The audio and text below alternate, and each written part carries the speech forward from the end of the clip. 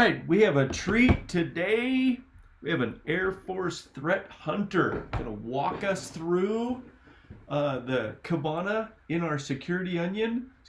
He's gonna look at our network packet captures from deep ship, and he's gonna help us find evil using the Kibana dashboards. In fact, he built a special dashboard so that he could find the evil even easier. And he's going to show us how easy it is to find evil in our PCAP. Awesome. So, um, uh, he is Professor Braun. We've given him an honorific title today.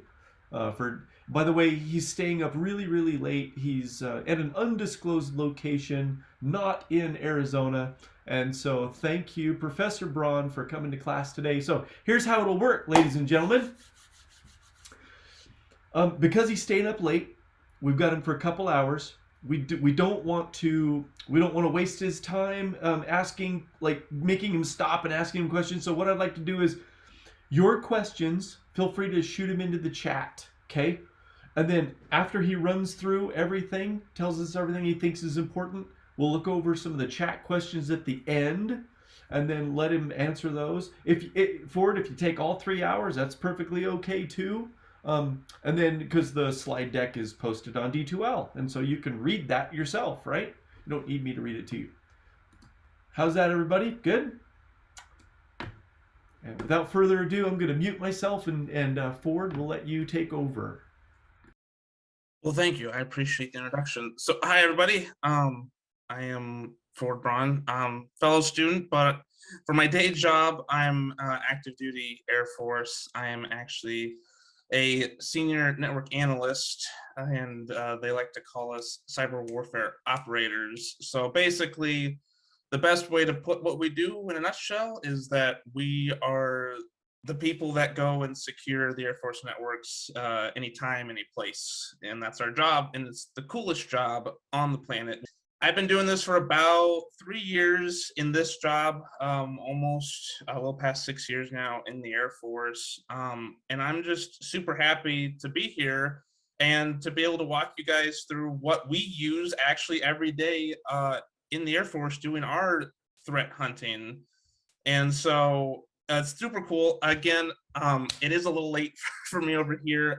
It's going to be Thursday morning by the time we're done, to give you an idea of how late it is for me.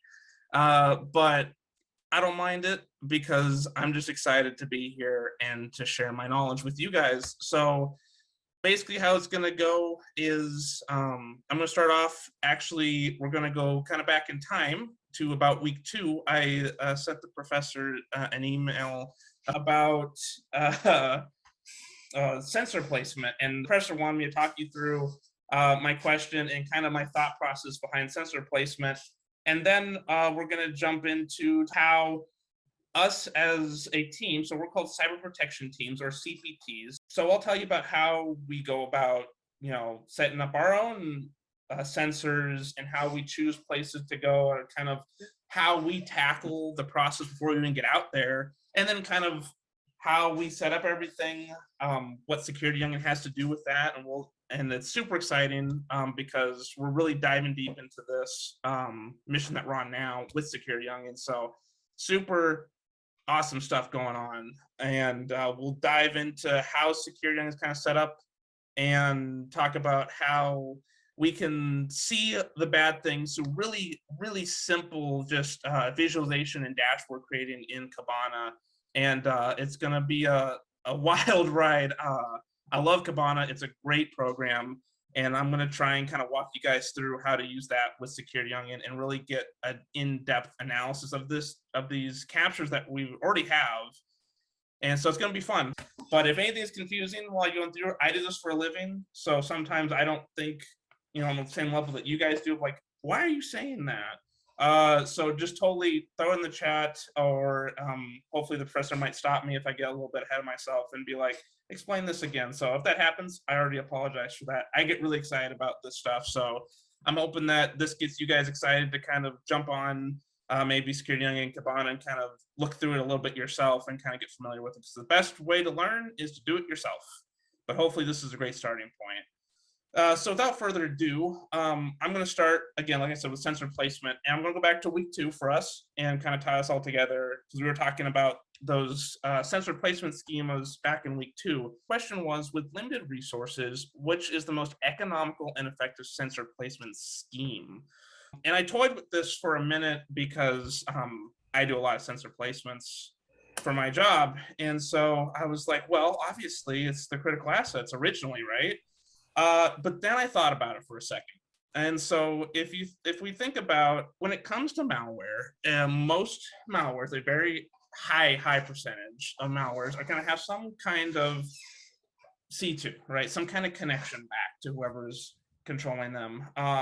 Even if, let's say, they don't, most of the time people are coming in at you externally, right? It's very rare that someone's going to be an insider threat to the point of that there's no kind of traffic going outbound. So when I was thinking about this, I'm like, okay, economical and effective, right? So economical would be closest to the critical assets because that's what you want to protect. But it's not the most effective, in my opinion, at least. And here's the reason why. And this is because of that inbound, outbound traffic at the edge router. So let's say the most popular method of breaking into someone's network is phishing, a phishing email. You're going to see phishing, you're going to see emails coming through your edge router, and simple ways to set up Kibana. Well, I'll show you a little bit about how to go about that. You can easily see if email attachments have executables, if they have macros, right? So if you have like a Word document with a macro, so an executable inside of it, you can look at all those things as they're coming in, right? So it's something to look at. Even if it's not phishing, even if they just find a way in from the outside, you'll still see those coming in from the outside. And then worst case, you have a C2 once you're in.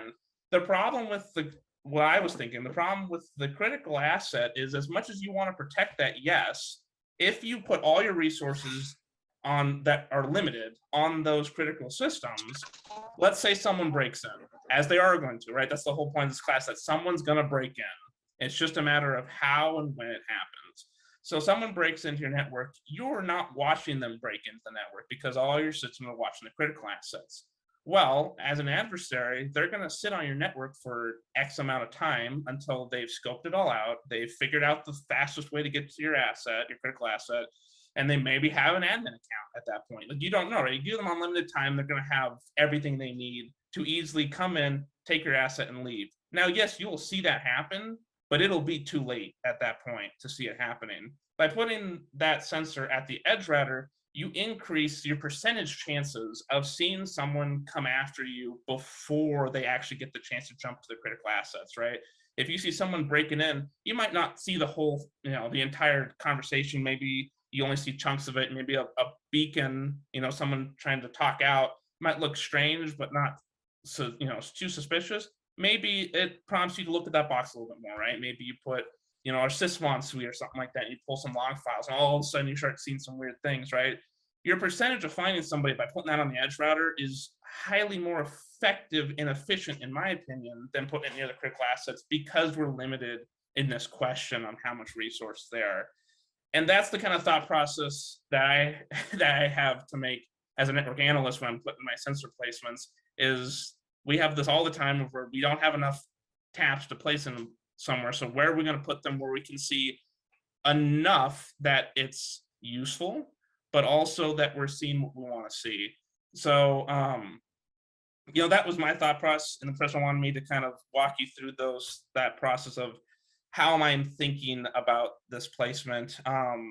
So it's interesting. There's a lot going on with the question. Again, I'm cheating because I know how malware talks to each other and things like that, and so I'm kind of using that to overthink the question a little bit. But it's a relevant and important thing to think about when one day happens that you've got to think of a sensor placement. Even in deep ship here, you can think about that of where would, if I had one or two tabs, where would I want to put them, and what do I want to see, and why is that important?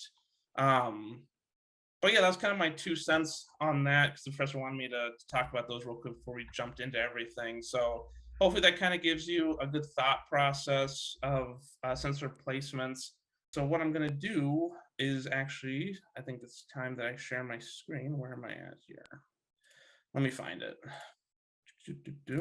Hopefully hopefully you By the can. way, Ford, while Ford's Yes. looking for his screen, I just wanted to mention the way Professor Braun just answered that question. It's a good illustration of often the answer to a question is, well, it depends. It depends on what you're trying to see when it comes to sensor placement, right? Yes. Yeah, for sure. Welcome to cyber, where everything is answer is it depends.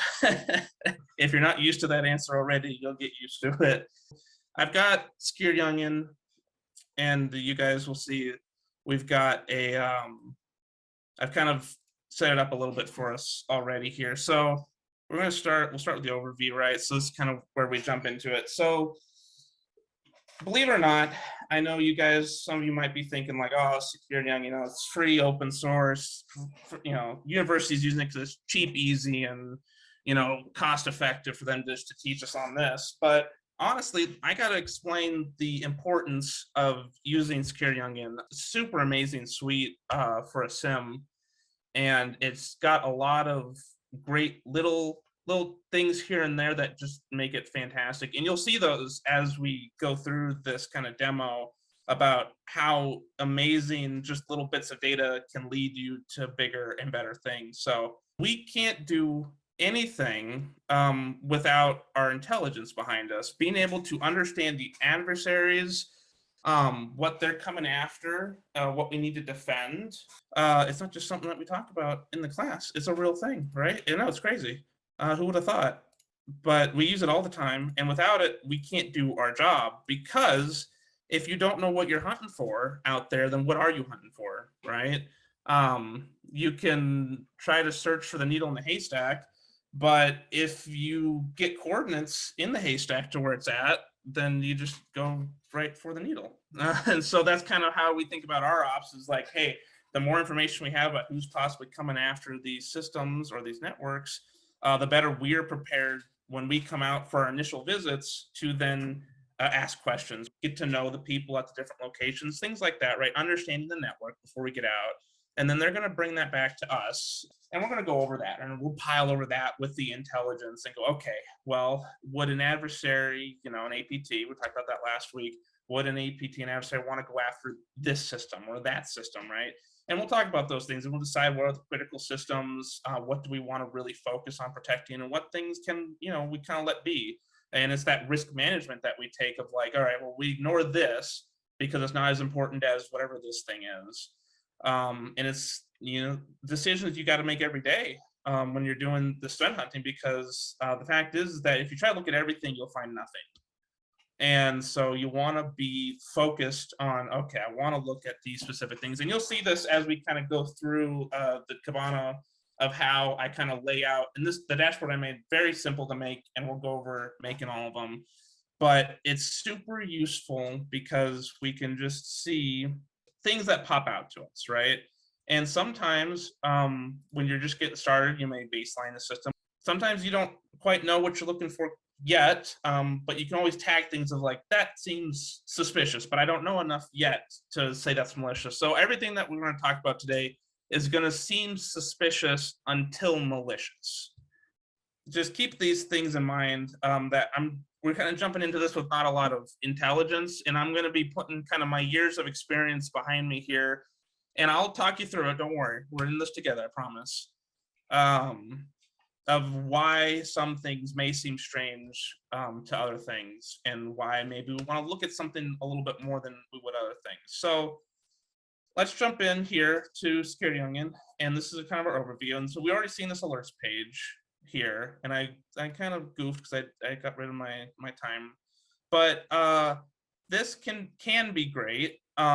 So let's go here real quick, and I know we've already seen this right before on week 1, and maybe you guys have dove into this a little bit more since then. Hopefully you have, but it can be a lot, right?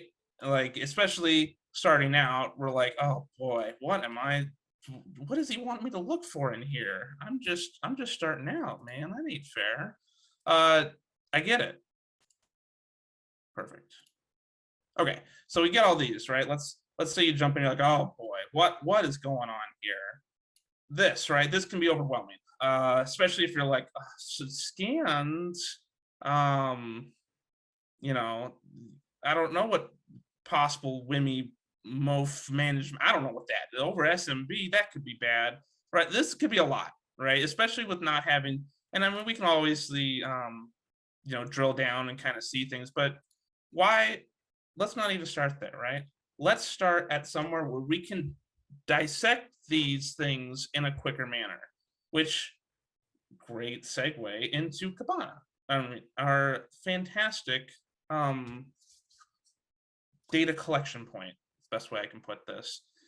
So let's talk what is Kibana first, right? Let me give you an overview of how kind of what it really does. So Kibana, it'll take in PCAPs, right? So you ship your PCAPs back, and what it's going to do is it's going to take the metadata of your package. We kind of talked about this a couple times before.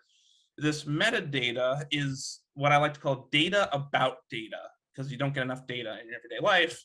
So this is the place for your data about data.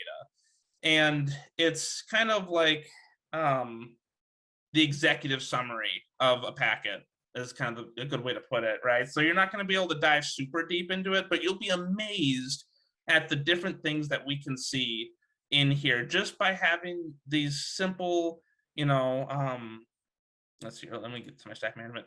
Simple little configurations, these index patterns, right? So I know, don't worry too much about how I'm getting here. I'm going to kind of explain to you how these index patterns work. So it comes in, right? Your logs come in, and they're going to go through these different index patterns. And so the one we're going to use right here is Security Onion, and those get sent into different logs, and then you can parse through those logs as you're going through Kibana.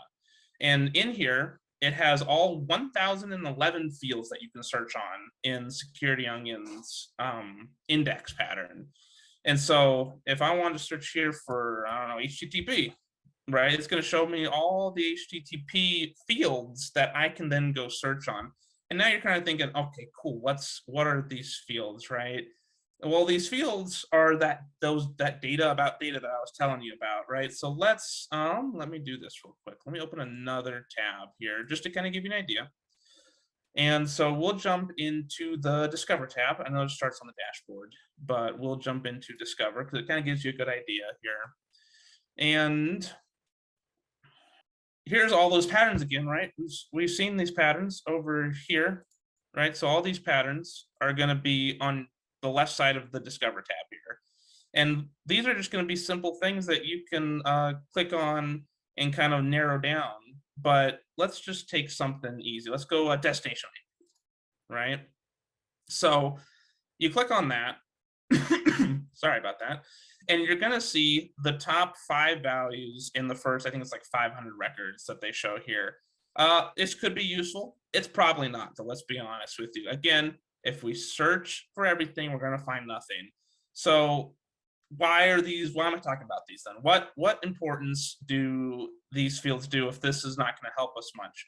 It comes in the form of visualizations and, more importantly, dashboards. So dashboards are basically a congregation of visualizations. So if we jump over here, and so it starts off with the Security Onion home dashboard, as long as it'll load for me.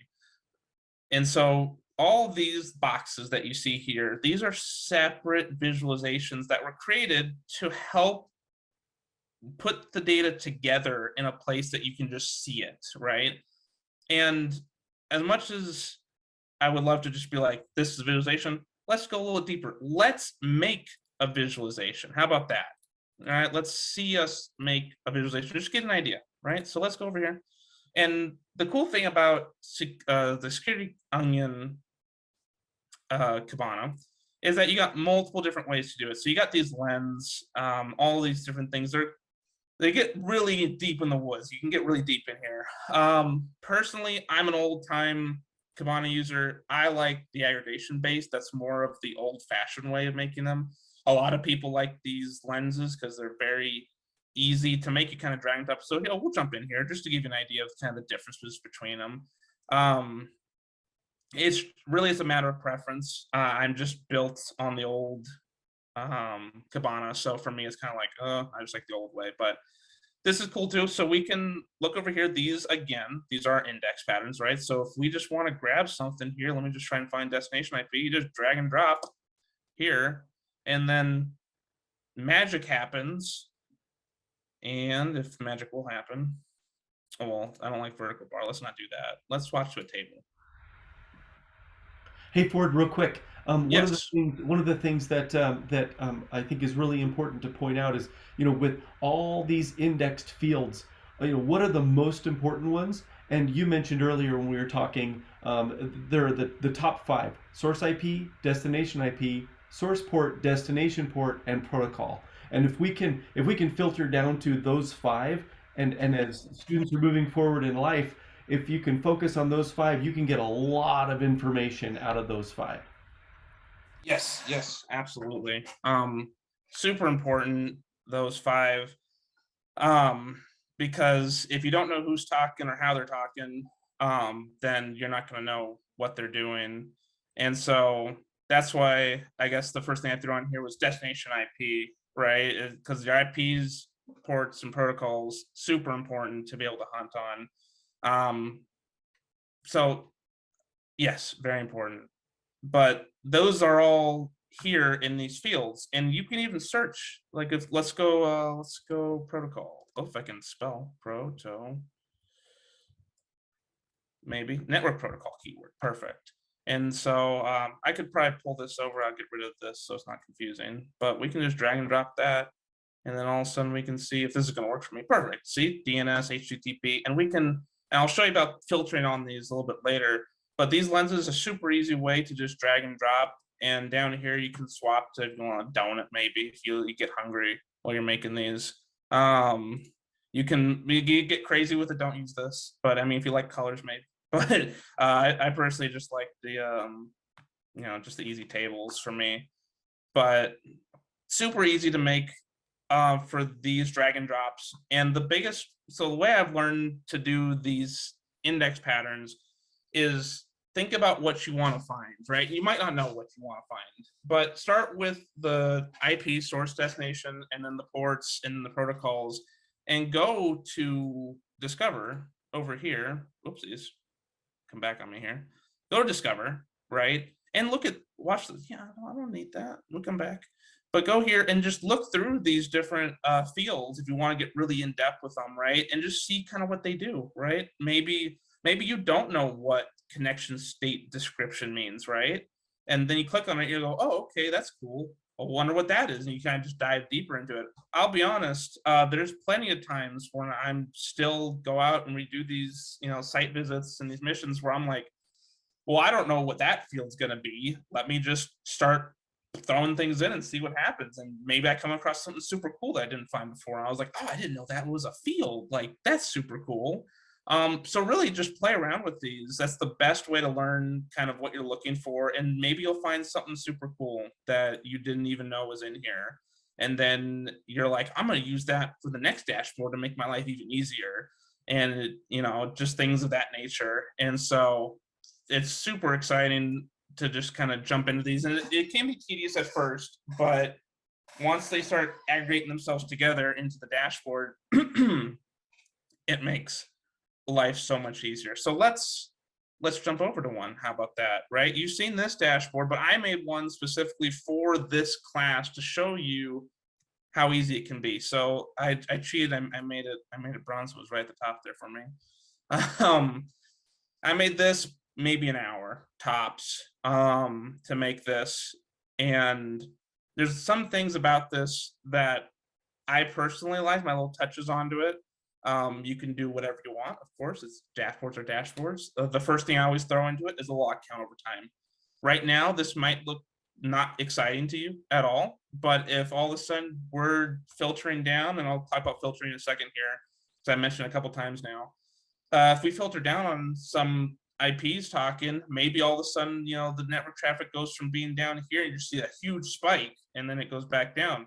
Well, that's an anomaly, right? So though at the beginning this may not seem very important, you'd be surprised at how much you can just see by little, jumps of packets here and there. Now you might be asking, like, what about, like, this and things of that nature? This is probably just normal. Again, this is, I don't know how many thousands of, tens of thousands of packets we're looking at here, but this can be useful. But then we come down to the important stuff, right? Our IPs, destination ports. Again, I didn't put source port on here for me personally, just to try and keep it kind of sane for me when I'm teaching this. But I do have some, I've broken out kind of the protocols into their own separate chunks here. And we'll go through them, right? So we got source IPs, destination ports. And then come down here to HTTP. So I broke out HTTP for everybody in the methods, right? So get, post, head, these might seem pretty obvious, and most things are going to have a get request when they go over HTTP. But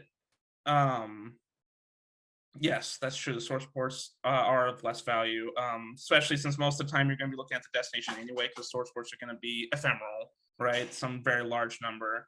And we get those in the destination too, don't get me wrong. Right? We've got almost, 50,000 port here, 49,000. So I'm like, whatever about that. But you definitely get more here that we can look at, right? We can see 443 and 80, all that good stuff. Yes, sorry, I should explain ephemeral. So when you go out and you reach, so when you create a connection, right, that socket connection, you're going to have your IP is going to then assign some port to itself, some very large port, like I said, 50,000, some extremely large port. And it's going to be like, cool, that's my port. And it's going to attach that to whatever that socket is that you're connected to, HTTP over the internet. And so your source port is going to be 80 or 443, whatever you're using. But your source is going to be some very large number. But it's super important for when it's coming back to you, right? So if you have, most things are doing, goodness, I was saying port forwarding, but they're doing NAT, right? NATing. So your IP on the inside is not going to be the same as the outside, but it uses ports, your ephemeral port, to understand how it's coming back to you. Anyway, a long-winded way of explaining that. For hunting purposes or looking at data, destination ports are more valuable to you, but not to say that source ports aren't important, but we can find those later on. You'll see it, how we find that later. It's pretty easy when it comes to us. A lot of this stuff that I've made here for the HTTP stuff is just to find weird, right? So if there was some kind of strange, if there was a lot of post requests, right? Let's say it was like 50% post requests, maybe that's weird, right? Maybe I want to look into that. This is pretty average, right? 99%. Get requests pretty obvious. These are the status codes here. You might be like, but Ford, what do you mean status codes? You're in luck, because I've got a great website for you. If you don't know what these are, and if maybe you're a cat person or not, I don't know what you are, but I've got a great little website for you here. If I can get my mouse to reach over here, I've got so many things. There we go. Had to cheat there. So if we do some HTTP cats, if you don't know what the codes are, you go to HTTP cat, and the cats will tell you what all the different HTTP codes are. So go HTTP cats. If you don't know what the different HTTP codes are, they're all there for you. It's one of my favorite websites, because even I don't know what they all are, trust me. But if I don't know what a 308 is, I can come here and be like, oh, it's permanent redirect, as you can tell. Fun little website. Hopefully someone gets some laughs out of it. But there can be really useful, right? If you don't know what a 302 is, you can go there. But again, if we see a lot of, 403, 404s or something like that, right?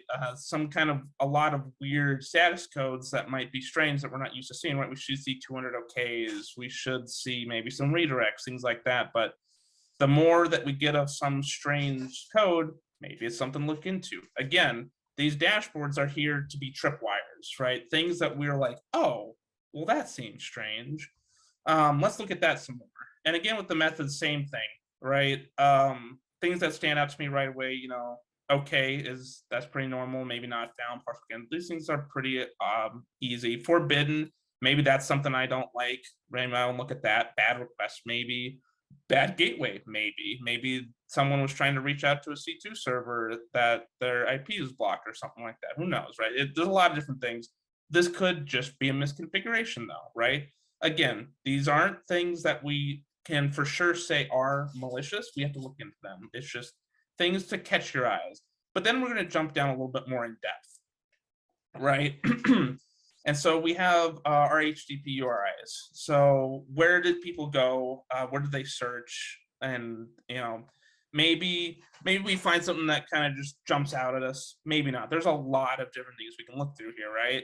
And you can look through each one of these, and I'll tell you, already did. Nothing really stands out that's super like, oh, that's badguy.com, right? But maybe that's important for us once we start narrowing down our searches, right? So maybe we come over here to the paths, the URI paths, and go, okay, well, let's look at where they went, right? So we got the URIs, but where did they actually scroll to on those places, And I start looking through here, and maybe I don't, I may just look at something like, oh, it's an MP4 JPEG. Is that a real JPEG? Maybe I'll look that up, We got some, JS here. We just maybe some looking for EXEs, maybe. Do we got any of those in here, right? Anything that might just stand out to us, or maybe it's some weird, like, I don't know, what S/robot or whatever it is. Maybe it's something fine. Again, maybe we don't see anything in here. Maybe we do. It's just things that we're kind of looking for, right?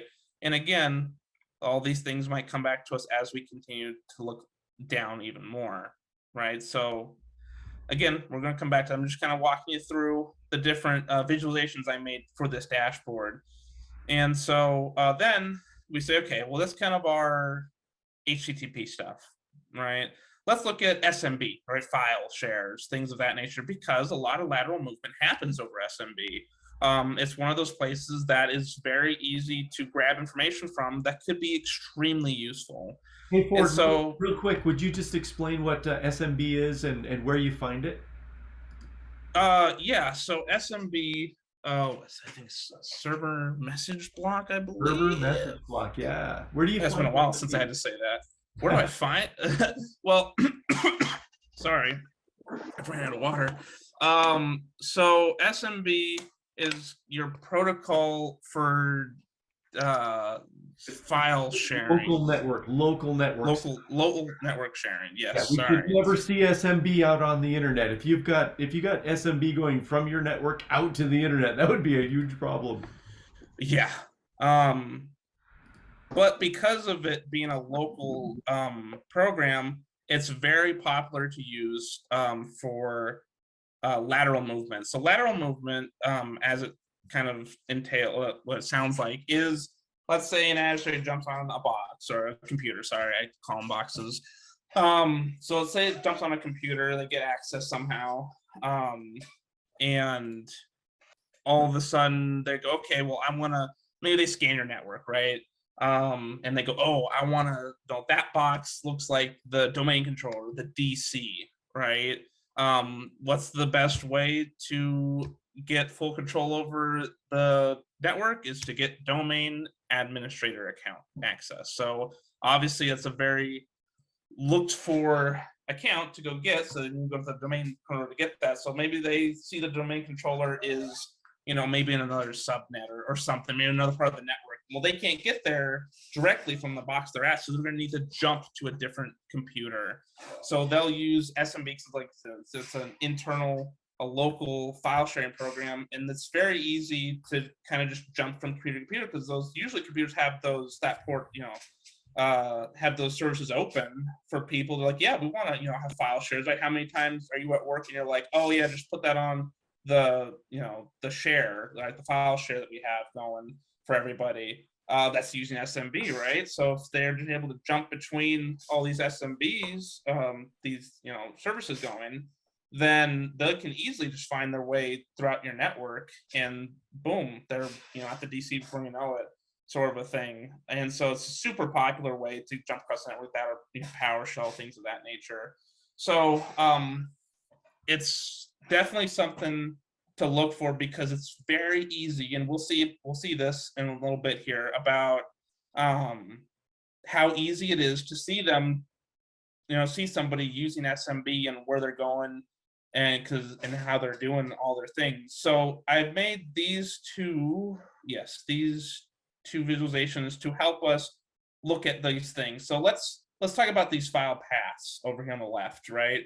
So obviously this is going to be someone's IP, so whatever that IP address is, and their slash file share is the file that's the SMB share that is being accessed on that computer.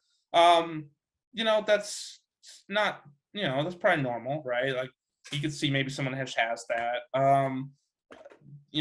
Another one with WTF. Okay, well, maybe that's something not malicious, but it seems interesting.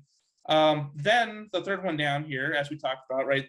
Deep ship tac DC. So the domain controller, right? The domain controller file share. Oh, that seems kind of weird. Why is somebody accessing the DC's file share? Right? That could be something to look at. Again, we have another WTF, and and then it gets a little obvious, right? I'm sure a lot of you are like, get to the point already. Look at it's right there. Actually, it's evil, right? We found evil. We did it. Yeah, that's definitely something I don't like, right? Evil is not an actual file name in a computer, so that's something we got to look at. /temp is a legitimate file in any computer. However, the temp folder is extremely popular for any kind of malware to sit in because it gets deleted after a certain amount of time, or it gets rebooted, things like that nature. Right? So the temp folder is temporary. So a lot of malware likes to live there. So if someone's accessing the temp directory of SMB, which they shouldn't be, if they are, maybe that's suspicious or malicious, right? Again, we don't know for sure until we look at these. And again, I'm just kind of walking you through, and we will jump into these. I promise we'll get there. I'm just kind of giving you a good idea of kind of what we're looking at here. And so temp is something we want to look at. And then we look at, again, we have a DC controller here, net logon. Someone possibly got some kind of logon to it, so that could be bad. Maybe they're trying to get an RDP, a remote desktop to it, or SSH, something like that. Again, something to look into. But as we have these file paths, we have the actual file names over here. And so, like this root share that's probably bad. Let's be honest here. Like if you're accessing something in the root share or the root of it, it could be bad. Let's keep looking here. Windump.exe, exes are probably weird, right? Doesn't mean they're bad. It just means they're weird. These could be legitimate exes. And what we're going to look at later is a great website that we can actually take these exes that we pull later on and put them into that website, and the website will run it through about 50 some antivirus vendors and then some sandboxes and tell you, hey, this is good, or hey, this is bad. And we'll talk about that a little bit later. It's super awesome, and it's free for everyone to use. You just use it as much as you want. It's awesome. Use it all the time. So we keep going to page 2 here, another exe file, and then these might look familiar to you, these PowerShell files. Wonder where we saw these before. Again, we can pull these off and look at them, and I'm going to show you ways that you can look at these PowerShell scripts in Wireshark. You don't even have to pull them out of Wireshark, so you don't have to put your box at risk if they are malicious, sort of a thing. But we'll keep jumping through just a little bit, a couple more pages of it here. Another exe, we saw that earlier. I don't know what this toolkit light stuff is, right? I've never seen that before on here, so maybe that's bad. Xbox, I don't know who's playing Xbox at their work time here, but we need to go find that out. But yeah, all these just toolkit light stuff, I don't know what that is right off the top of my head. I've never heard that before, but we're going to find out what it is. Don't worry, we'll get there. I promise you that. But we can just keep going through all 9 pages, whatever of them, and you can just kind of see of like, oh, what's upload? That seems weird, right? Again, looking for weird. We can't confirm anything yet. I'm just looking at things of like, does this not match normal, right? That's all we're looking for. And you know what? You might end up finding a bunch of stuff that you're like, oh, that wasn't malicious in the end. But that's part of how to use this, right? You don't know what's good or bad until you look into it a little bit more. Yeah. So let's see here. What else do we got down here? Oh, yes, RDP. So We have RDP, Remote Desktop Protocol. It's what you can use with what you use to actually jump into these VMs that I'm working on right now. So anytime you try to jump onto the Cyberopolis VMs that you have, you're RDPing into that, right? You're remote desktoping into that with your credentials and all that stuff. So what we're looking at here is, well, what users are remote desktop, right? You should, in a perfect environment, right? You have a list probably of like, hey, these are the administrators or these are the accounts that can be allowed to RDP. Anything else, that shouldn't be allowed, right? So right away, maybe this Enzel's dot person, maybe that's a system admin or something. He's allowed to RDP. We don't know that for certain, right? But then we come down, we have administrator with some interesting spelling.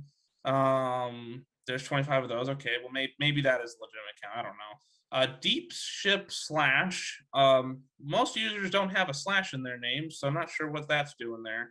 Another administrator, just with a capital A, and then administra. Someone forgot. I don't know who's spelling these names.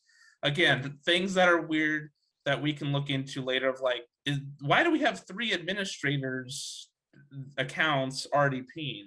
That's strange. More things to look into, right? And this is really, I think, hoping showing you how easy it is to find things that are weird, right? And how we can start to narrow down our search, right? Before we had this, right? This is what we had before. It's just a bunch of like just logs, and you're like, well, where am I supposed to start? This is where we start, right? This is these dashboards, these making these visualizations is where we begin to really dive into these packets in a way that's valuable to us. And really just make your life easy, right? Work smarter, not harder. And that's the whole name of the game with dashboards and visualization creation. So more SMB here that I made. I forgot that I made another one. This one is telling you the actual path, right? So this one was kind of giving you the file paths in there, but this is giving you the SMB path, right? So the file shares themselves, right, are usually so IPC $, or like C $, right? These are the different shares that they are accessing. IPC is pretty standard, nothing crazy. Sysvol, that's not super uncommon, let's put it that way.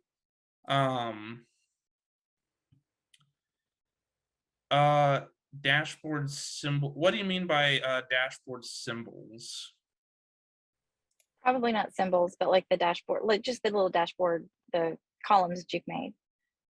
Symbols was the wrong word. Yeah, symbols was the wrong word. Like the SMBAT and VPAT, the RDP users. So are you meaning like the little tiles? Yes, the ones that you specifically put together for this page. Like you said, you made up little dashboards or little, I don't know what they're called. Visualizations. Columns. Yes, thank you. Visualizations. Yes. Are you just looking at this based on a specific date range? Or are you looking at something specific? Like how we have this is our date range is June 1st, 2018 through August 31st, 2018. So you just create the visualizations based on that date range, right? You just kind of create that on your, okay. So what I actually did was great. Appreciate the question here. So this I actually put in there as a static time. So when I made this dashboard, it originally had like 24 hours or whatever. When you're making a dashboard, so I'm into edit mode right now, just so you guys can kind of see this. And we can make visualizations from here, or we can add ones that we've already done, and we can change this time statically. And so what I did is I changed the time to be our time picker that we want. And so once I put that in there, all of these visualizations I made will adjust their data to this time range, right? So these don't have to be set individually. It's what the dashboard is set to itself that determines what the rest of the data that you see here is filled with. Does that make sense? Awesome. Let me switch back to view mode before I do anything too crazy here. So where were we? Yes, down here at the bottom. So the last thing I do, we talked about SMB pass, some weird things. I'm looking for admin shares. That's usually, oh, look at that. Looking for admin shares. The reason I'm looking for admin shares because that's the most, if someone gets the admin share, they can start, admin accounts, things of that nature.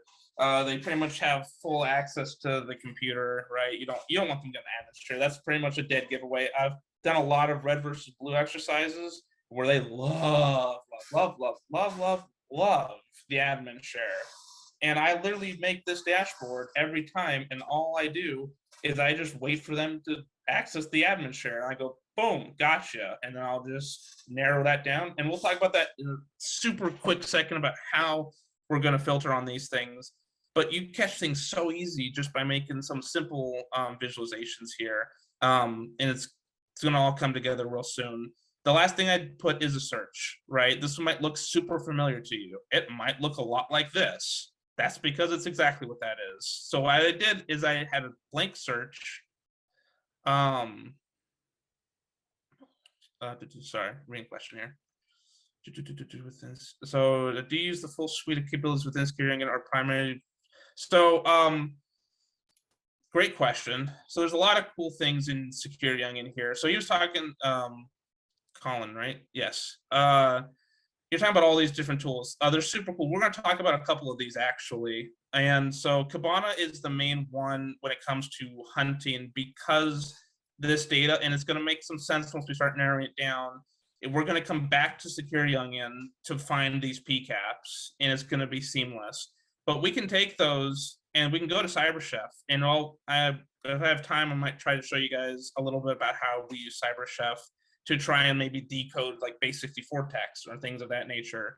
The playbook and fleet DM stuff don't really do much with. The Hive, I will show you a little bit about the Hive. I have that as kind of the ending because we do use that. We use the Hive, Kibana, and Scare and kind of all together with CyberChef when we get the chance to. Hive is super useful for ticketing and keeping track of what you find for different indicators. And that's something that we will talk about towards the end once we kind of get familiar with using Kibana and then Security Onion, and then go into Wireshark, all that cool stuff. But yeah, we definitely use more than just Kibana when it comes to hunting. It just depends on what we find, what we need it for, sort of a thing. So I hope that answers your question there. We're back to the search. So this is the last thing I always put in my packets, my dashboards, is the search function. And it might seem kind of weird because again, it's just a blank search. I just saved it. I went here and I hit the save button up here on the right, and I just saved it as, whatever search I saved it as, so I can put it back into here. But you'll see that this is going to narrow down with us as we narrow down our search. And the biggest thing that we want is this ID indicator, right? This ID is connected, it's hooked in to the PCAP that this is found in, right? Whatever this exact data is in, that's what this ID is attached to. So we'll be able to find, whatever package we're looking for, and then jump with this ID back to Security Onion to grab the PCAPs without ever having to drill down into these and kind of like, oh, maybe I find what I want, sort of a thing. We're going to find it straight from here to go back to here. It's going to be great. It's super, super cool. And I'll also show you guys the Security Onion's alert dashboard that is going to help tremendously with looking at these as well through Kibana. But let's jump in. Let's explain what I've been talking about for a while here. This whole idea of narrowing things down, right? So filtering. So if you see here, so I'll just do this SMB mode because we're used to this. We've seen this before, right? On the far right here, if you follow my mouse, there's a little plus or minus button here, right? And so this plus or minus is saying if it's plus, I want to include this as a filter. So I want to see only the traffic associated with this particular file is the plus, or whatever you're searching on. The minus is I don't want to see anything to do with this, right? So let's hit the plus and let's see what happens, right? Let's watch the magic happen. So we're gonna hit plus. We're gonna say, hey, I want you to narrow down everything in here to only care about everything that has to do with this PowerShell file, right? So let's jump back up. Let's take a peek at what's going on over here. So obviously this log count ain't really helping us much, right? There's only 5 log counts from it, so it's not going to be super helpful. But what happened was this right up here, right? So this is your filter. It's super awesome. And from here, you can edit the filter. Maybe you want to try and change some stuff up, right? Maybe change the value. You have different operators, is not, one of, maybe it exists. Maybe a list of things like I just want all these things in a list, right? All your different fields that we saw in the discovery are all here, right? So if you wanted to change it, you could. I personally just kind of like to do it myself in the data when I'm filtering for things. So it's just easier. I don't have to worry about typing things in. If I can just click a plus or minus, it makes my life a lot easier. But yeah, those will come up here. And maybe this ends up being nothing, but you wanted this for later for something. You can always just hit exclude, and now it's going to reload everything. But now it won't have this data set in there anymore, right? So it's going to remove all the data set that had to do with this SMB, which is going to look back pretty much the same that we had before, because there was only 5 instances of that happening, right? So, but you'll see everything's changing, right? Everything's trying to load back that data that it has. Like, oh, okay, cool. Well, let me find everything else that wasn't important to that. And you can see it's kind of loading everything back in. But we do want to see that. So we will include it again and take a peek at who is chatting with our favorite SMB script. Well, right away, we can see there's a couple of source IPs, right? We got all these 192s, and they're all talking directly back to this 10 box over 445, right? SMB. So right away, we've got a culprit. This guy. I don't know what this guy's doing, but a lot of people seem to like him, especially with this SMB script. Since this is SMB, HTTP is going to go away, right? It has nothing to do with that, so we're not going to see any of that. Obviously, again, there might be CURIs, but we do see that it's in a file path, right, for that box, the WTF file path. And this could be super useful maybe if you do host analysis, right? So maybe you find whatever this box is. Maybe this is Joe's from accounting box. I don't know whose box that IP is, but we'll just say it's Joe's, right? You can go look at that box, right? And sysmon logs or whatever you want to go look at, and you have the file path to that. Well, I just need to go find the /WTF file path. It's going to have this SMB move PowerShell script probably in it, right? And so you're helping not only your network team, right, is finding these, they're helping the host team to better narrow down their search when they get onto an actual computer, right? So each of us helps each other. So we're like, okay, so cool. We've got this narrowed down, right? So we filtered on that. We've narrowed down our search. Let's dive into the packets, right? So we're going to come down here. This is our search, what we talked about. Let's open it up. And let's kind of, before I get to the good stuff, let's just talk a little bit about this. The side here are all these index patterns again, right? You're getting sick of seeing these index patterns at this point, I'm sure. But they're all here, right? So maybe you don't quite understand the index patterns yet, but maybe you open up a couple of these search bars and go, okay, cool. Well, that's what, event category means now. Oh, it's network. Okay, well, maybe that's important to me. Maybe it's not important to you, right? But these are ways that you can kind of look through those and be like, oh, yeah, that's what that meant. Or that's what that looks like in the data, right? So more ways to kind of look at the data instead of just trying to click through the different discover tabs up here, right? You get lost up here, it's too much data. Well, just kind of open them up and just kind of see what they are, right? If you don't know until you check it, trust me. There's a lot of different fields, but what we really care about here is this ID, right? So I'm gonna open up the ID. Yeah, be very curious. So we open up the ID, right? I opened up this in Security Onion, and ta-da, the magic happens behind the scenes. We've asked Security Onion, hey, this ID, right, whatever this ID is, I want you to find the PCAP associated with that. And it goes, sweet, here you go. This is what you asked for. And so right away, I'm like, I had to do no drilling down, right? I didn't have to look at the alerts or nothing. It came straight to this, and I go, sweet, I'll take that PCAP, thank you very much. And so it's going to download here, and we can even jump this to CyberChef if we wanted, right? Oh boy, what did I do there? Maybe it opened up. I don't know where Chef went. The chef's running off on me. Anyway, you could jump to Cyber Chef here if you want. Oh, there it goes. Perfect. It just took it a second. And it'll load the packet in for you here. It's me. The baguettes are getting made. But yeah, so it'll dump it here if you want, if you like Cyber Chef.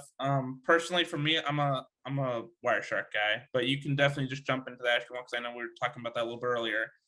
But we download PCAP from here, and it's going to be jumped down here. So let's open it up. So I don't know how many of you guys have really dove into Wireshark. It is the most popular tool for packet analysis. I won't lie, but this is a simple SMB packet capture here. There's gonna be a lot of cool stuff in here, right? That we can see just from the get-go, right? But maybe you're like, Ford, this is a lot. Like, why is it yellow? Why is this black and red? I like black and red. Why is this one not yellow? A lot of things go on. You know, what does all this mean? It can be a lot, right? But what if we had a way that we can just follow TCP stream, right? So let's put this in a way that maybe we can see it. And now you're thinking, wow, well, that really helped us a lot. Thanks for that. I love it, some dots. But let me break this down for you a little bit here. So what we did is we took the PCAP, right? And I have basically taken this. I said, okay, put this into an ASCII message for me, right? Put all this information down in ASCII for me so I can maybe see it a little bit better. And maybe worse, you know, sometimes, more often than not, you know, I'm like, well, that didn't help me much, did it? But let's see what we can look at, right? Don't underestimate the value of the dots. All right, so let's just kind of look through this a little bit. So again, this is the SMB, that PowerShell script, right? Wherever it was, the SMB move script. So we're kind of looking through here, and what can we put out? We got deep ship in here. We've got deep ship administrator, right? I don't know what Binnick, maybe that's the guy's name, right? I don't know, something to ask about, right? So maybe that's bad, and maybe they're using an administrator account. I don't quite like that. And we got more SMB, you know, kind of some jibbly jobbly things I don't really care about, you know. I don't know what this is. I can look here, there's a name pipe here. So that could be, you know, weird. But let's keep going. Let's keep going down. What do we see? We see admin share. So they've accessed the admin share. And now every time I'm clicking, you might notice something going on in the background here. The packet is the capture behind me here is actually clicking on the location of those in the file behind me, right? So if we're sitting here and I clicked up here, you see it move a little bit? See it keeps moving? So you can actually find those if you need to dive into them a little bit too. It kind of follows you around. But let's keep going. Let's see what we got here, right? So admin, remote admin, okay, the C share, that's default, right? It's kind of looking for these different shares as it's going along the network, printer, temp folders, right? So we just kind of keep scrolling down here, and I'll try and speed things up because this is, whoa, what in the world? Got a little ahead of myself. Oh, all right. So this is your famous line, right? Things, but we'll get to that in a second. Hold on, what's going on up here? I want us to try and find, I was trying to find explanation. We got an IP address here, that's nice. Anyway, we'll go back to this. Where is it? Where did we launch it? So here's the name of the script, right? The SMB move PS1, right? So we're seeing that all inside here. Found execute, yes. So this is super important, right? This cannot be run in DOS mode. This is your dead giveaway that you can never not unsee again in your life, that tells you you have found an executable, right? And why could this be important? Well, if you're looking at a if you're looking at, let's say, a packet capture, and let's say someone downloaded birds.jpg, right? You're like, cool, they downloaded some birds. Maybe they're a birds person. Maybe they downloaded some HTTP cat pictures. I don't know. But yes, exactly, cats. Let's say they do that, and you're looking through it, and you're like, well, that's weird because their backs was starting to do some weird stuff after that. And you look at it, and when it pops up, the Wireshark tells you that this program cannot be run in DOS mode. Well, that's weird because I thought they downloaded cats.jpg or, you know, whatever they downloaded. But anybody can change the file type, right? It's very easy to do. And this is specifically telling you that, hey, this is an executable. And you're like, wow, well, that's strange for a JPEG to be an executable. And again, so they just changed the file type to be .jpeg instead, and they send them, maybe a phishing email or something like that, and they clicked on the picture being like, oh, I want to see HTTP cats. And then they got, attacked they opened up an exe document basically, and then they got compromised, right? So this whole kit and caboodle down here is the executable that's going on, right? And it's a lot of stuff that we're not going to be able to see, right? Because maybe it's encrypted, zipped file, who knows what it is, right? There's a lot of things going on, but this is the whole, here we go. This might look somewhat familiar. That's what I was trying to find this whole time. This, a lot of things we can find here, right? Things that you're just, maybe the stuff isn't super important, but these are all different, maybe these are commands, things that it's looking for, right? These are all words that you can probably look up and be like, oh, what's it doing? But then we can come down here and we kind of start seeing things like, PowerShell.exe. We start seeing the other PowerShell files that we're seeing in here, right? You're starting to see scheduled tasks, things like that. These different indicators as we're going through, right? So it's all super cool stuff that, at first you were like, yeah, it's kind of garbage, but now we're starting to see like, oh, well, obviously I don't like, this command line stuff here, right? They're trying to capture arguments, they're trying to send PowerShell stuff.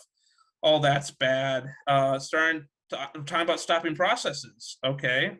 So it's saying that it wants to stop this win dump. Oh, it's catching up on me. That, win dump stuff. We saw it earlier, right? I said that's an exe that might be good, might be bad. Well, maybe that's bad now, right? Because it's stopping, it's waiting, it wants to move things. It specifically wants that. It's testing for IPv4 connections. It's looking for interfaces, right? What kind of interfaces are up? Let's see, it wants the date. Right, it's unauthorized, it's bad. All right, these are all things that we're looking, we're saying, okay, well, this is bad. Well, this is probably bad. Well, this is bad, right? Arguments, right? Capture, trace, things like that. These can all be bad. Start process, win dump exe. Okay, well, now we have an idea that maybe this win dump exe is bad. So maybe we want to look for that next. And we can see that just by kind of looking through. Again, we have another executable down here that's taking place, right? And we can kind of see that in the background here as it was going along. But you can just see that just running through this, what we're catching, right? Maybe this is jumbly and garbage, but whoa, what do we get here, right? We get just a whole heap of things that might be super important to us. It's got keep alive, it's got flags, it's got all sorts of different, things that it's trying to do, right? It's trying to run PowerShell script to do what it's trying to do, which is what, SMB dump or something like that. It's trying to enumerate the SMB network. But we can see all these, right? I don't have to open up the file to see these things. And another thing when it comes to these files is that if you are on a network that you do believe could be compromised, right? So that's what we're talking about this whole time, is that the network will be compromised. Then if you're looking at this and go, oh, well, this executable is bad, the last thing you want to do is pull it down and then execute it on your box, right? So we talked about that great thing over here, the file export objects. We talked about that, I think, first week or so. But we can pull all these things off, right? It's awesome. And I'm like, sweet, I want this, SMB move PowerShell script, right? It's great to save them, right? I'll save it here right now. That's okay. But what comes bad is that you're like, okay, well, now I want to check this out. Now, these are probably pretty fine. The first thing I would do if I'm going to open it up is go here to read only. So let me do that again. So I go to the file, whatever it is, and I right click. It's going to open up this menu, and I go to properties at the bottom.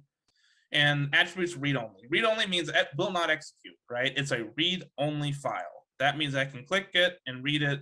It'll be fine. Hit the apply button. I'm not worried about it infecting me. But honestly, I would still, if I think this is a malware for some reason, whatever it is, I'm going to take this to a sandbox. right? A virtual machine that I can throw it in and not worry about it, doing whatever it's going to do, because I want to see it happen, right? I want to see that result of like, hey, what did this do? But I don't want that on my bots, right? You don't want to take malware and then infect yourself with it. That would be bad. But we've already seen this PowerShell script, right? We've seen what it does, but maybe you don't know. Let's assume we don't know, right? And maybe we don't have a place that we can test this. Maybe we don't have a sandbox for whatever reason, right? Things happen. There's a fantastic place. It's called VirusTotal. Maybe you've heard of it before this. Maybe you haven't. Just Google virusTotal.com. Basically, you can upload files. I guess URLs you want, or hashes are a big thing. Usually, they'll hash whatever you throw in there. And what this does is this is gonna send it through about, I think it's like some 50 different antivirus vendors and sandboxes. And it's going to show you like, hey, these flagged on it, and this is why it flagged on it. And maybe, let's throw in our SMB script here, right? We'll just throw it in there, and we'll confirm it. It's probably never seen this before, so it's probably going to be the first time. Yeah, it's never seen this before. But it's going to look through this. So it's going to look through that file, and it's going to say, okay, well, against other antivirus vendors, is it good? Is it bad? Maybe they've never seen it before. This one's not showing anything isn't anything bad really in this one. But this one's flagged as, that was probably a bad example. I goosed myself on that one. Ford, real quick on when just because 70 or what is this 56 antivirus engines said it's a green check mark doesn't necessarily mean it's a green check mark. Like you said, it's probably never seen it before, and so you might have a 0-day PowerShell script, right? Yes. Yeah, 100%. Yeah. But this is a great way to quickly, for free, to test some things that you may or may not find. So something that I did find actually that flagged as a couple of things that were like, oh, this seems bad. Let me see if I can find it here in my documents. It's just a text file right now that I pulled up. We'll jump into this file in a second. So this one I pulled while I was just doing some fun stuff, building that dashboard. And we can actually look at this weird, it's just a text file. Oh my goodness. So I hate when it does this. Where's my, let's see, word wrap. Yeah, there you go. See, he's got it. He knows. Super awesome. I use it a lot too. It's amazing. So this is that weird thing that I just uploaded to it. So this is a PowerShell script that I found looking through some of the data, and this essentially, I can't remember what it was doing here. I think it was trying to laterally move across the network. That's what this was doing. But I wanted to check it against VirusTotal, right? Just because I was like, well, it's bad, but I just kind of want to see what they flag it as, right? And so I threw it in here. It's been the first time I'd ever seen it, and so you can say I did it a day ago, the first time I'd seen it. But you can see all these different ones that are flagging on it, right? It looks like a Trojan, possible, and we can look into some details maybe about it. It's got, oh, this one's terrible. Let's look at the community here. Oh, this actually has some more stuff about it in here. Interesting. I think, does this one? No. I wish I had some really good like malwares to show you in here or something like that, because they can go deep into the explanations behind some of these and like show you, if they send into these sandboxes, it can show you pictures from the sandboxes. It can show you how, different IPs is trying to talk out to, things like that.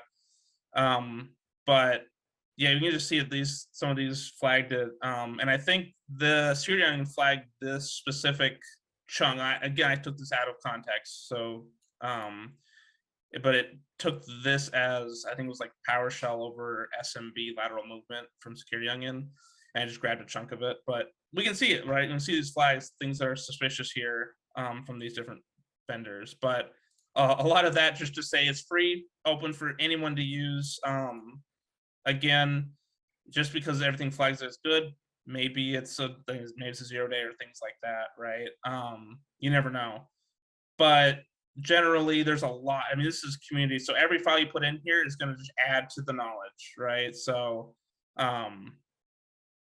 the more you use it, the better it gets, and a lot of people use it, and we use it all the time when we're doing stuff. So from host specifically, we use like sysmon. We're doing a lot of, and I guess for next week's stuff, redline volatility, which are two separate things. I'm sorry I said them together, but we use them together.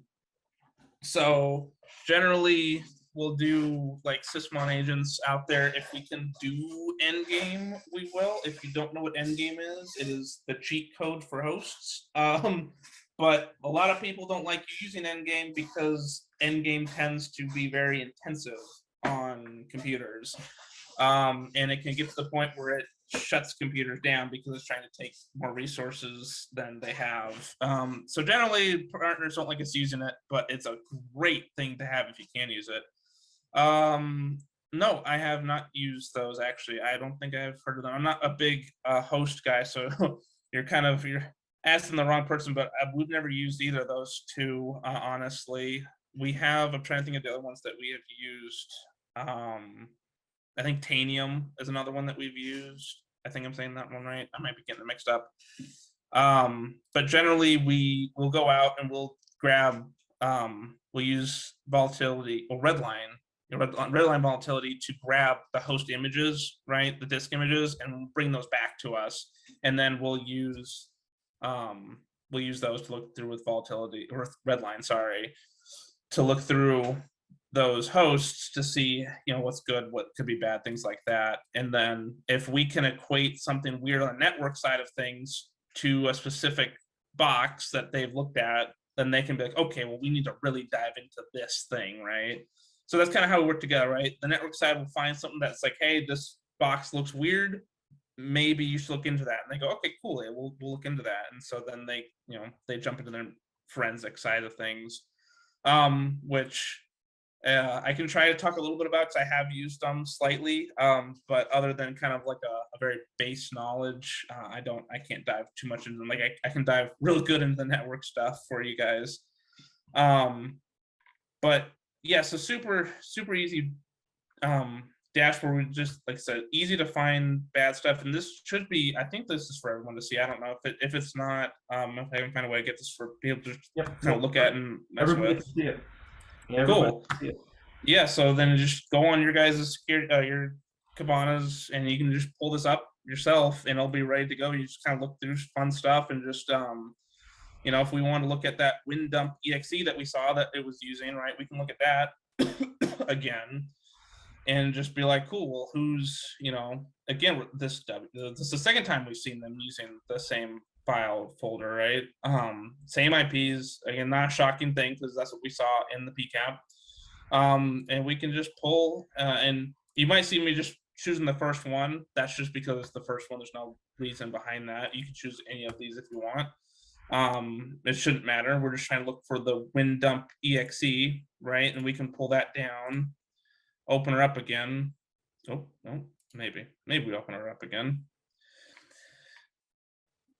All right, so we opened up this other one. Again, this should look pretty familiar, right? Let me talk you through a little bit about dissecting it without even jumping into our follow TCP stream, right? We can look at a lot of stuff in here about how they're talking, right? So let's look at what we can just see, right? So send, SYNAC, right? ACK, so easy three-way handshake. And then we'll look in here, SMB, and we kind of come down and go, okay, well, it's starting to set up everything, and it wants to use Deepship Administrator, right? It's like, okay, cool. And then it sets it up and it's requesting, right? So if we go back here, the 37.121 talking to the 945, right? So it's requesting admin, and it gets it, and then it goes, cool, well, I want to go to your IPC $sign share, and it goes, cool, and it starts talking, and it does their negotiation, and then it says, cool, I want you to create a file called WKSSVC. right? And then it goes, okay, well, sure, let's get info for it then. And so it's starting, you can see that they're starting to edit the file now, right? It's got a write response and then it's reading the file back to them. And then they close the request. They go, okay, cool, I'm done with that file. I don't want I don't want that anymore. And so we can kind of just walk through this if you want, right? It's just, I'm showing you the kind of information you can get just by scrolling down through it, right? And it's just real easy, you know, get info, write to it, right? So these are just files that it's looking at, it's closing those files. And we should, again, be able to see these in the export SMB and see, here's those files that we just talked about, right? They're right into these files. And maybe we don't know what we're looking for to begin with, and we just open this up right away and we say, okay, well, we're looking for that WinDump.exe. Well, I'll just click on it and look at it. Takes you, oh no, I goofed. Let me go back. There we go. It takes you right to it. So no matter where you click on here, it's going to just take you straight to it, which is pretty awesome in my opinion. And so you can, oh, come on. Oh man, what is, there we go. I don't know what it's doing. Sorry about that. It's being finicky with me today. Wireshark will be like that. Okay, Wireshark, I understand. It really likes this list. There we go.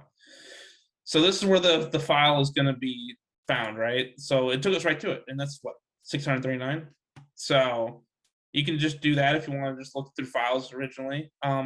But we can also just follow this too if we wanted. So let's go to TCP stream again. Again, this might look familiar, but now we know what we're looking for, right? So maybe instead we just look for that specifically. Well, if we come down here, all the way down, this little box here says find, right?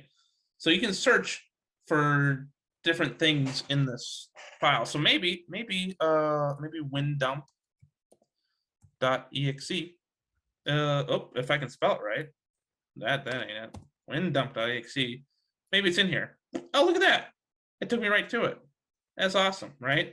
So you can do that. You can use this find function down here to search for different kind of strings that you want throughout this. So it's pretty awesome, and I can find the next one, and the next one, and the next one. It just keeps finding them. I think there's actually only 2 in here, so I'm just going back and forth. But you can jump right to this, right? You don't have to do the whole like it's somewhere in here. No, you don't have to do that. If you know what you're looking for, try and look for it. And maybe you won't, right? If I was trying to look for TCP dump proc PS1, maybe it doesn't find it because of these dots, right? So maybe have to do some searching. But if it's in an actual, you know, ASCII here, boom, you're gonna find it super easy. But maybe we take a peek at that, right? Maybe we take a peek. We knew that it was weird, so maybe I just take that, and I go, cool. Well, let's save that. Let's do it. And so we're gonna save it. And then we're gonna go back here again. We're gonna try this again. Maybe I do it right this time. Maybe I don't. We'll find out. Again, I'm just having fun with it. I'm just kind of showing you guys my thought process of as I go through these things. And I think this might be the first time I've seen this. Maybe this one will prove me wrong again. It'll all be fine. Who knows? Again, yeah, it just proves me wrong. Man, I am 0 for 2 today. I should have thought about this more. But again, we could also open this up. Let me see if I can't open this one up here. And so I'm going to go downloads and echo properties here. I'm going to go read only. I'm going to apply that. Not just that, I'm also going to actually, I don't want that. Let's do this one instead. Properties. Maybe I can. I'll just do a little TXT here, just to save myself the hassle. Make this read only. No, it's not gonna do it. Okay, that's fine. Well, we've opened that one up before. You know, it's just a PowerShell script. I'm really just trying not to open up things, so then I just look like I'm doing everything I told you not to do. Generally, things on here probably aren't. I wouldn't think this range has too much malware on it. I think it's just a bunch of PowerShell scripts. But I am also hyper vigilant about those things, and I don't want to give you bad ideas that you can just open up whatever you want. But okay, of course you flagged as 0. But what we did see here is that it did throw it into some of the sandboxes, which was kind of cool. But again, just because it's says there's nothing here, it doesn't mean there's not. So if you click on the little behavior tab, that should take you over to the sandbox, and it'll show you some IOCs about it. Okay. Oh yeah, this is Analyzing. Yep. Yeah. But yeah, it usually wants to scan, like sometimes there'll be like pictures and things like that. It's pretty cool. Again, if I had thought about it a little bit more, I probably would try to find like some cool malware to throw on there for you guys. But I did not think about that, so please forgive me. But I think I've kind of shown you the usefulness. This is what I wanted to show you guys. That's right. This. I found this earlier because I thought this was pretty cool. This Coma Toolkit Lite thing.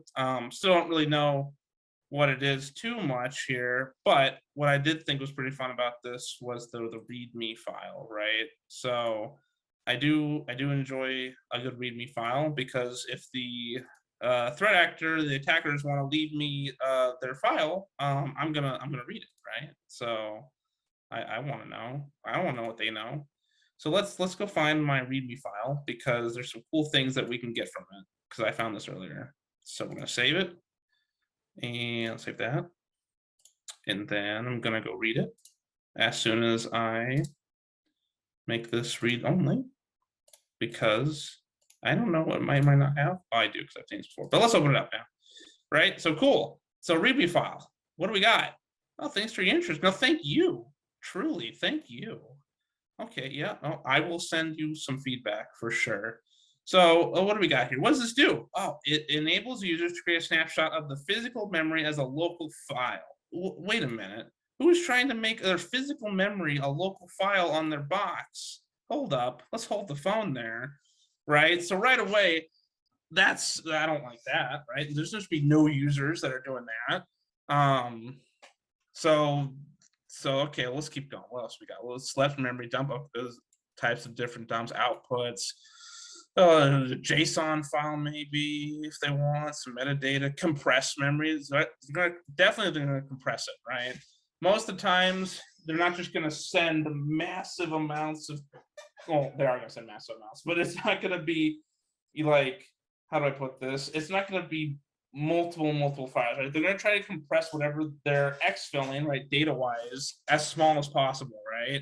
Because the smaller the file, the more compressed it is, the less it flags defenders, right?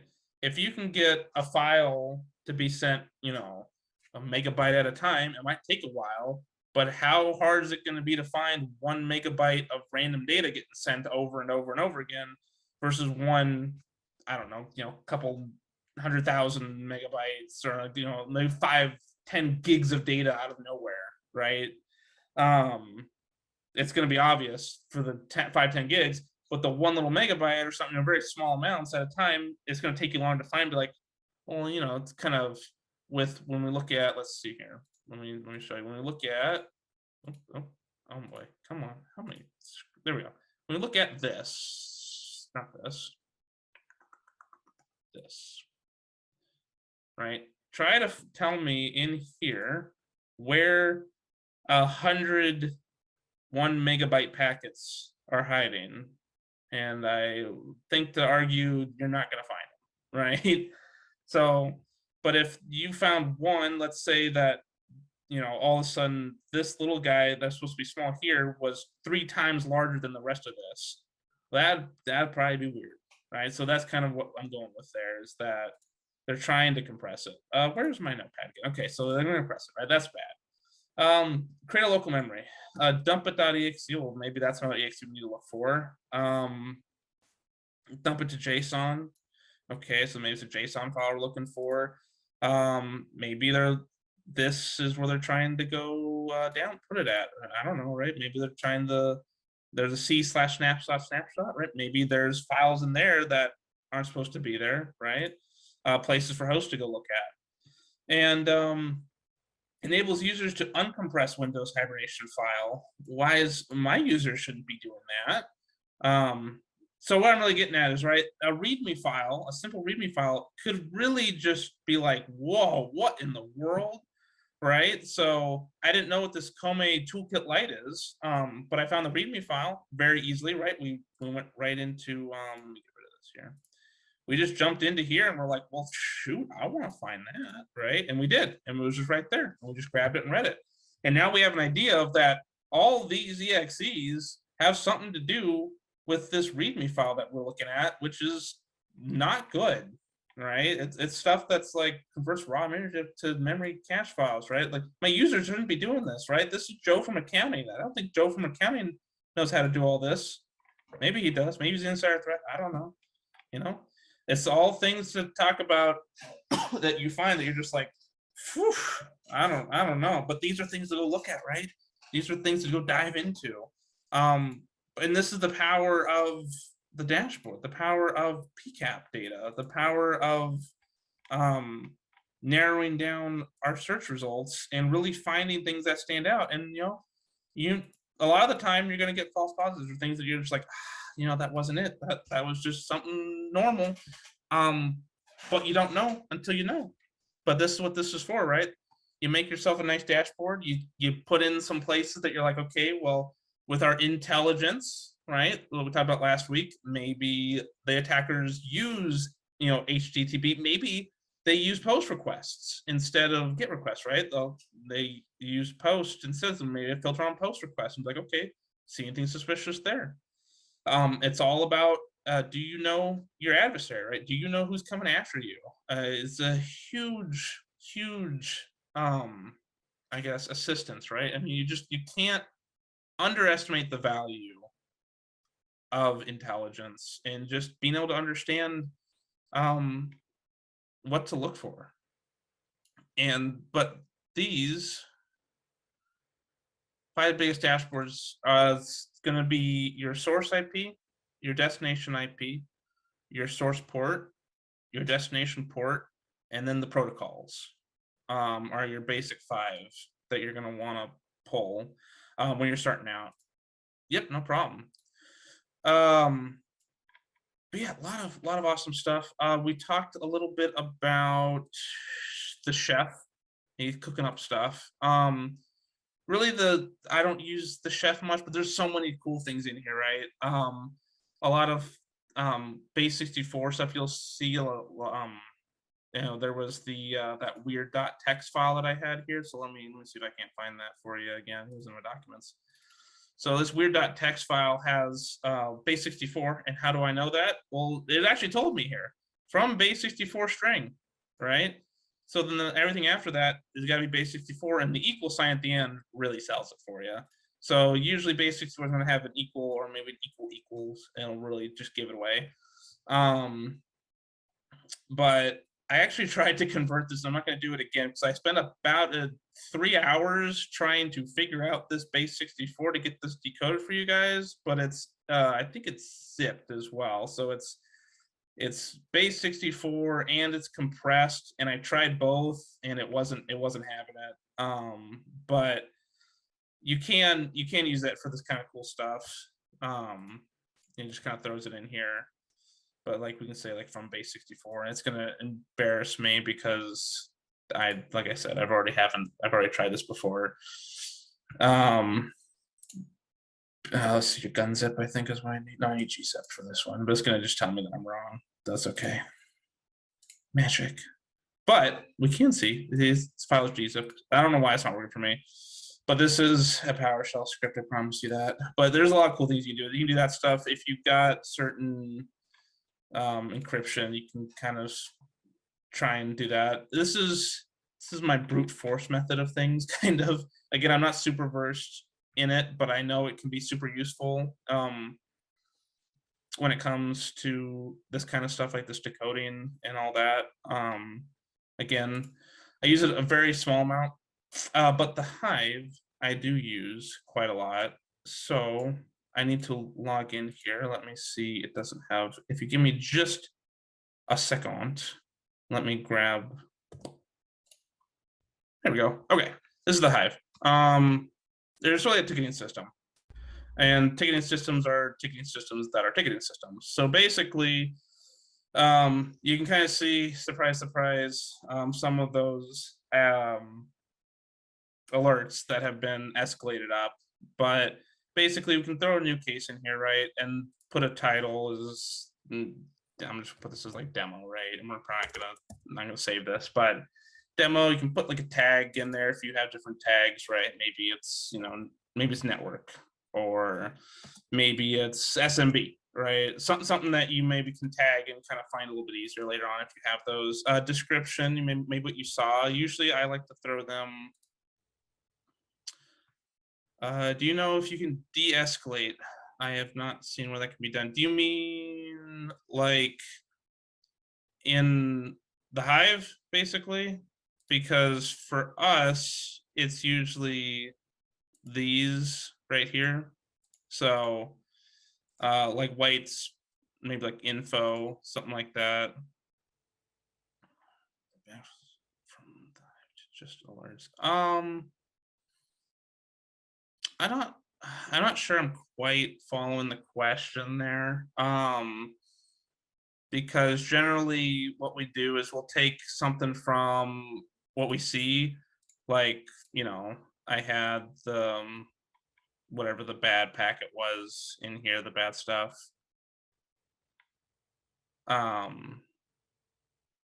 Maybe, this WinDump.exe. Oh, that's probably why. So basically,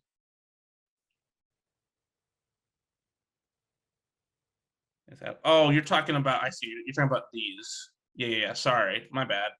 I'm not, he's talking about, so Colin, sorry for everyone to know. So Colin asked if there's a way to de-escalate these alerts, right? So if you guys have probably seen this, where some of these alerts have already been escalated, right? So you couldn't see them maybe when we're talking about them, so like the first or second week quiz, things like that. And I believe, if I'm correct on this, you're asking if we can de-escalate these. And I'm not sure. Yes, okay. I'll be honest with you, I don't know that answer. Maybe I go here on, oh, look at this, cut right to Firestone. Look at that. I didn't know. Sorry, I'm learning things with you guys. There's a lot of cool things about security that I'm learning every day. But I'm not sure if you can de-escalate. I don't know if the professor might have a better answer on that one. And maybe it's possible. I don't know if that is.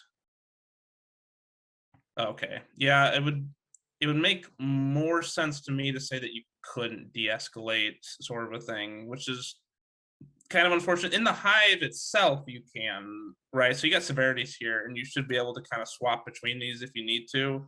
So in the Hive, like I can cancel this, and maybe I go to this task here, which is a medium, and maybe I can switch to low, right? Sort of a thing. Yes. So what he's asking about is, so we have this escalated field here, but then we have the normal one, but we all, oopsies, where'd it run off to here? Oh, that's why. Hold on, let me get this back to where we were at. So this is the one that we normally see, right? And there's a couple in here that maybe you haven't seen or you've heard about, but you can't actually see them here. But that's because somebody before you escalated it. And so they're just sitting up here in the escalation folder. And he was asking if you could take these that are escalated and bring them back to the normal folder here so that everyone can see them again. And I don't think we can, unfortunately. Maybe, but I don't know that too well. But in the Hive, we can jump for these severity levels simultaneously, right? And we can kind of go back and see now it's low. So we can do that in the Hive, not so much in Security Onion. So generally what we do is we'll use the Hive, and that's kind of what we use as our escalation tool, right? So we might start something as medium, and someone might, I'm just going to use whoever this is, thank them in advance, because whatever they did is doing great. So this is actually, someone has made a ticket for this, excuse me, and they didn't put any tasks or observables in there, but they put some details, right? It looks like they put a whole slew of some kind of traffic data in here. Looks like they just copy and pasted it, honestly, from Kibana, which is kind of, in my opinion, a little lazy. What I would do for a description here, and I would, I'm just going to title this, we'll just say like it's bad. And then, maybe description, well, actually, yeah, I'll probably put in description. I'll be like, we'll just do like, source. I can spell today, boy. We'll do like source IP. Maybe it's talking to destination IP. Maybe it's on. Maybe it's destination port is equal to 80 or something, right? Maybe then we have the timestamp, right? So we'll put a timestamp in there. Okay, this is the time that it happened at. Maybe if there's a VLAN, put that on there, or a some kind of network identifier, put that in there. Basically what you're trying to do is you're trying to narrow this down as close as possible to like, hey, if someone else wanted to go back and search for this, they have all the information they need to go and search that again, right? Maybe a brief description of what I saw, right? Description, blah, blah, blah, blah. And then maybe if there's a file, I'll throw like file.exe name in here. You can actually, I think, upload files, I think, to this. It's been a minute. Maybe. If not, I can put the file name in here though. But and then maybe after that, I'll put like, whatever else I pulled, just extra. But that's kind of how we build out these Hive cases, because you want the important information down to what they want to be able to recreate this and then find it again. Because especially in a big SOC or something like that, maybe it's not just you working on this, right? Maybe you've got another 2 or 3 people, and you're sick one day, or you're on leave or something like that, right? Well, if you put a description like we saw down here, right? So cancel that. We see this description. What's that telling us, right? What are we getting at here? I got a timestamp. That's cool. I kind of had to dig through that. I see they did put the name of the title here, which is nice. So I guess I go look at that, but no IPs, no kind of like, hey, what did I see? What seems suspicious, right? As much as these cases are for trying to basically task out different things, possibly, it's to organize yourself. Well, let's be honest here, because a disorganized hunter is going to be less effective in every way, shape, and form than an organized one, right? So, and I'm bad at this too, is that I get excited, right? You see the bad, you're like, you see, let's get rid of this. You see, file/bad or .exe evil, whatever it is, you're like, that's bad. I don't like that. And you just dive into it, right? And about 2 hours later, you go, oh, this is cool. I found all this stuff. The bad things are happening. And then someone goes, cool. Who's talking to what's going on? You go, hold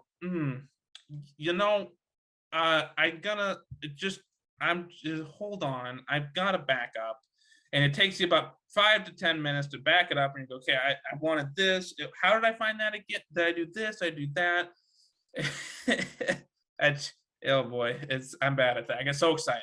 I get so excited to find the bad things, right? To try and jump into things head first. But if instead you kind of know things, okay, it's this IP, it's going to these ports, right? It's talking to this. This is why it's suspicious. This is how I found this. And then we kind of put all those things in the Hive here.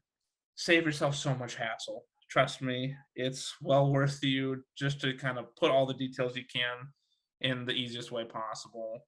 But I guess the Hive's going out of stock now for Security Onion, but I guess we're using it for now. It is super awesome. I love it. Again, you click on things. You can also put in observables. Oh, this is add observables. So these are files, right? So you can put like a type that you want to be in here, and then you can throw it up into wherever you want. And then boom, you've got an observable in here of like a file or a hash or something like that. If you have host network, you can add tasks to be like, hey, network group, I want you to do this or that, and host do this and that. So it's really cool that you can do that for all the Hive and those different cases to keep yourself organized. I'm getting towards the end here. I did promise you a dashboard. Yeah, it's basically a place to just organize everything you find, and to not only help yourself but to help other people that you're working with to be able to pick up and look at that stuff as well, right? So it's a ticketing system is what it is, and so you're just keeping track of those tickets, and like, is it bad, is it not bad, things of that nature. And so, maybe something you put in here that you at first think is suspicious, and after an hour or two looking through, you're like, oh, that was okay actually. I'll give you an example. This happened on the last mission we were on. We do OT and IT, so we do both normal, user space, internet stuff, networks, and we also do ICS SCADA, so like your heating plants, electrical grids, things like that. So we do both of those. This was an ICS mission that we were on last time, and I was sitting there and I was looking at the fuel systems network, and all of a sudden I'm looking through the Watershed, just like we're talking here, right? I followed TCP stream like we talked about earlier, and all of a sudden I come across Mimikatz, and it's just full blown and just plain text Mimikatz, which is a very it's a creds grabber, but it grabs pretty much everything. It's Mimikatz. It's look it up on Google for some homework, right? Look at Mimikatz. It's well documented, but it's very well used on older XP boxes to just grab credentials and things of that nature, like information about boxes and all that stuff. So it's very bad. And I was like, oh my goodness, and I about had a heart attack. And I went to my lead and I was like, oh, we got something bad. He came and looked at it. He was like, yeah, that's bad. And so we send this up to the the comm guys on base that do all the routing and switching and stuff. And we're like, hey, what is this IP that I'm seeing here? We need the information about it. I need to know more. Tell us everything. It took them 2 weeks almost to get back to us on it. And I was going to watch this for 2 weeks, this whole thing starting to try and comb itself through the network, the fuel system network. And I was like, and we finally get a response back, and they go, oh yeah, that is the what was it? The McAfee master box.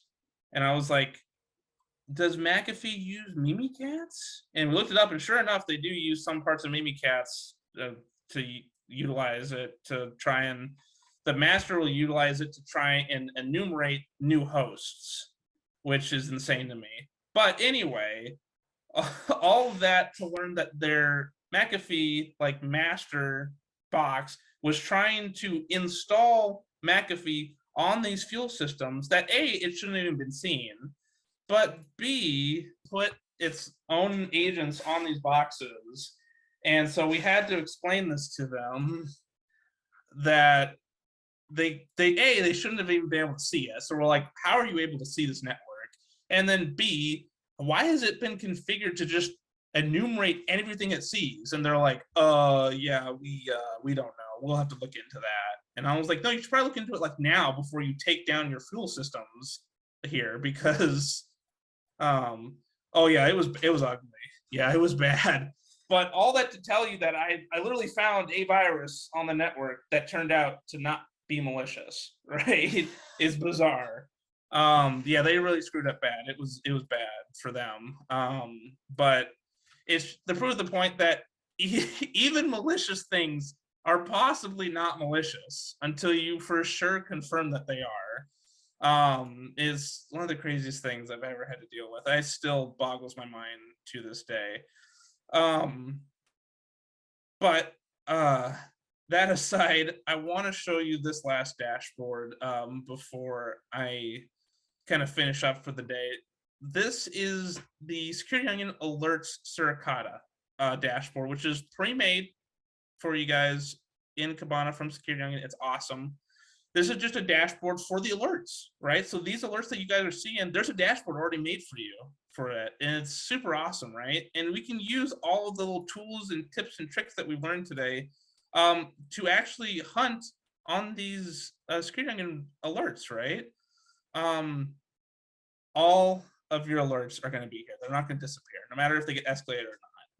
And so we can just start looking through these, and we can start looking for weird stuff that you don't like, right? Policy RDP connection permanent, that could be okay. Let's try and look for let's see here. What's this PowerShell scripting one here, right? And we research on that, right? So we got what possible PowerShell PS1 script over SMB, right? I think we looked at this a little bit already before, but we can see the different IPs that have been used with this alert, right? So we're seeing these. We're not having to dig down into this thing and be like, oh, I wonder if I can find them. They're right here for you. They're all here. So you can see those.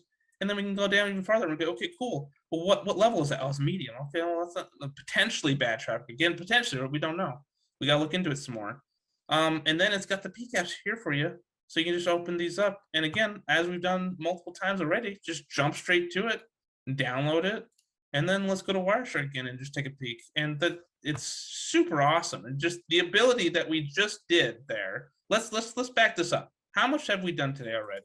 So we learned about this, right? About Kibana and Security and how they're kind of connected, right?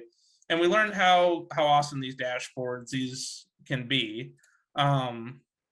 But look how quick we went, right? We found one thing that could have been weird, and we filtered on it. And then all of a sudden, all right, I got a bunch of IPs. These are all IPs I want to look at, right? And ports to destinations.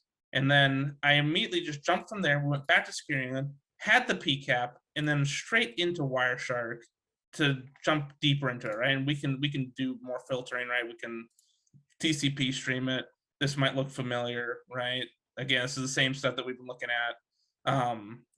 But we've got all sorts of scheduled casts, PowerShell EXE, but boom, that happened in a matter of, I don't know, a minute or two that I just kind of scrolled through there and finding that, right? And that's how fast you can find things on here that seem strange. And you can do that for these alerts. So no longer do you have to sit here and go, okay, well, maybe, this seems weird, right? I'll drill down to that, which is still good. Don't get me wrong, that's awesome. This is an awesome versatility option in Security Onion. But you're not clicking that, and then you're not clicking this, maybe kind of looking at this. You're like, oh, well, wonder if this destination IP has to do with any other options that I might come across. That's right here for you. All that information is already sitting here waiting for you to just go and find it. And go here. I would tell you, jump on this Security Onion Alerts Cicada and just start looking at these different alerts that you just think are bad. You don't have any reason to think that they are good or bad. Just be like, I don't like this SMB Unicode stuff. Like, what's that? Like, I'll take a peek at that and just dive into it. Just figure out, like, what is that? Maybe it's GET. Maybe it's not bad, right? It's just low. Maybe it's, generic command decode. Like, okay, that's probably nothing crazy, but jump in, just figure out what you think is bad and then just have fun with it and learn how these things kind of all jumble themselves together. And you're going to find that you'll find yourself not really worried so much about, oh, well, this must be bad. You're just going to be like, oh, maybe let's jump down the rabbit hole. Anybody that likes rabbit holes, this is the place for you, because there'll be plenty of that. You can look by the rule categories, right? So maybe instead you just want all the highs. So we'll just look for the high severity rules. Boom. That could be an easy kill too, right? If something's pretty high on Cicada, it's probably bad, right? Probably. Again, I've never said it is bad. I said it's probably bad the whole time, because we don't know, right? We don't know until we keep jumping into them. But I mean, that's really Kibana in sort of a nutshell here, and kind of how we use it to jump between looking at just data to looking about the actual PCAPs and really diving into being like, what are these, right? To all the way to, whoopsies, to virus total over here. And I'm not a robot. We know. I'm all right. Well, virus total is being, anyway, as virus total does today, it's giving me a heartache. But dive over there with any kind of files, or maybe MD5 hash or SHA, whatever you want for the hash. You throw it in a virus total. Maybe it flags some cool stuff for you that you didn't know about. And then we kind of talked about the Hive and how we can put all that data into here as a centralized location for possible things that we might see that seems suspicious, and might they end up not being malicious at all. But we got a place that we can put all those and keep it organized. So a lot of cool stuff to be had here, honestly. And if you've had any questions, now is the time to hit me with all your best questions. Maybe I missed some things. Maybe I didn't quite explain them as well as I thought I did. But let me know. Throw them in the chat, and I'll answer any questions you guys have. Hey, bro, Ford, it's funny when you're doing a demo and you do something that kind of sparks an idea and you're like, oh, hey, I forgot, I wanted to tell you about this. And then you're like, oh, dig it, now I can't remember all the details. I can't tell you how often that happens to me. Yeah, it's gets you. It gets you. And so, with that, thank you, Professor Braun. I think this was your inaugural lecture, wasn't it?